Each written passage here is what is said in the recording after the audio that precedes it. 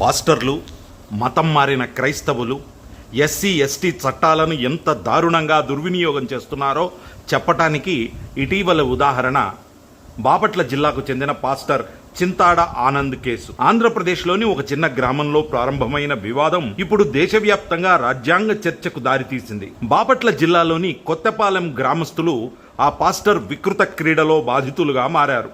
మొత్తం వ్యవస్థ, జిల్లా యంత్రాంగం ఏకమై ఒక పాస్టర్ కి కొమ్ము కాసిన ఈ వ్యవహారంలో చివరికి సుప్రీంకోర్టు జోక్యం చేసుకుంటే తప్ప గ్రామస్తులకు న్యాయం జరగలేదు. ఇంకా విస్మయకరమైన పరిస్థితి ఏమంటే గ్రామస్తులు హైకోర్టులో కేసు గెలిచినా హైకోర్టు తీర్పును సుప్రీంకోర్టు సమర్థించిన తర్వాత కూడా బాపట్ల జిల్లా యంత్రాంగం pastor Chintada Anand SC certificate cancel చేయలేదు. ఎస్సీ సర్టిఫికేట్ క్యాన్సిల్ చేయాలంటూ బాధితులు తిరిగి ఏపీ హైకోర్టులో పిటిషన్ వేయాల్సిన పరిస్థితి చూస్తుంటే మతం మారిన క్రైస్తవులు ఎస్సీ హోదా రద్దు విషయంలో ఏపీలోని ప్రభుత్వ యంత్రాంగం చిత్తశుద్ధి ఏమిటో అర్థమవుతుంది. పాస్టర్ చింతాడ ఆనంద్ కేసులో మొదటి నుంచి ఏం జరిగిందో జాగ్రత్తగా గమనిస్తే హిందువులు ఎంతటి ప్రమాదకర పరిస్థితుల్లో బ్రతుకుతున్నారో, చట్టాల అమలు తీరు ఎంత అధ్వానంగా ఉందో అర్థమవుతుంది. వివరాలు ఈ వీడియోలో చూడండి.